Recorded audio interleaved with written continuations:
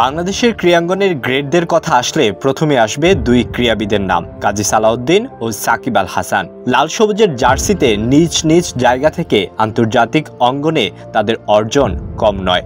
রাজনৈতিক পট পরিবর্তনের কারণে জাতীয় পাঠ্য বইয়ের নতুন সংশোধনে ক্রীড়া ব্যক্তিত্বের অধ্যায় থেকে বাদ দেওয়া হয়েছে এই দুইজনের নাম ও ছবি। একই সাথে বাদ দেওয়া হয়েছে ভারতের কিংবদন্তি ক্রিকেটার শচীন টেন্ডুলকারের নামও। সাকিব সালাউদ্দিনের জায়গায় ক্রীড়া ব্যক্তিত্ব হিসেবে স্থান পেয়েছেন বাংলাদেশের নারী ক্রিকেট দলের অধিনায়ক নিগার সুলতানা জ্যোতি এবং দেশের প্রথম নারী আন্তর্জাতিক দাবা মাস্টার রানী হামিদ ও জাতীয় দলের ফুটবলার জামাল ভুঁইয়া। 2013 সালে সপ্তম শ্রেণীর ইংরেজি বইয়ে গেমস অ্যান্ড স্পোর্টস বিষয়ে বিশ্বের 8 বিখ্যাত ক্রীড়া ব্যক্তিত্বের অধ্যায় যুক্ত করা হয়। সেখানে এতদিন থাকা সাকিব সালাউদ্দিনের সঙ্গে ভারতের কিংবদন্তি ক্রিকেটার শচীন টেন্ডুলকারের নামও বাদ দেওয়া হয়েছে।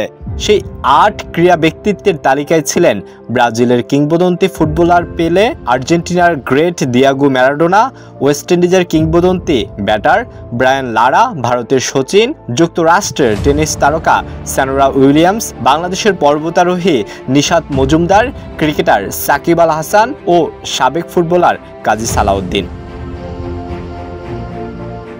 এই 8 জন থেকে সাকিব সালাউদ্দিন শচীনকে বাদ দিয়ে যুক্ত করা হয়েছে বর্তমান জাতীয় ফুটবল দলের অধিনায়ক জামাল ভুঁইয়া, নারী ক্রিকেট দলের অধিনায়ক নিগার সুলতানা জ্যোতি ও দাবারু রানী হামিদের নাম।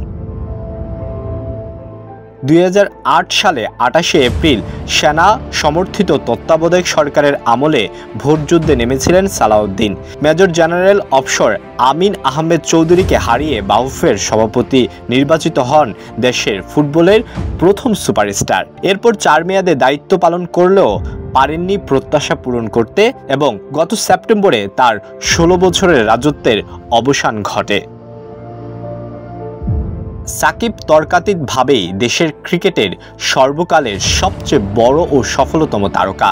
খেলা চলাকালীন তিনি জড়ান রাজনীতিতে। বিগত সংসদে মাগুরা 1 আসন থেকে আওয়ামী লীগের মনোনয়নে সংসদ সদস্য নির্বাচিত হয়েছিলেন তিনি। আওয়ামী লীগ সরকারের পতনের পর এই শীর্ষ ক্রিকেটার আর দেশে ফিরতে পারেননি। একাধিক মামলায়ও তাকে আসামি করা হয়েছে। আলওয়ান খান, ঢাকা প্রকাশ।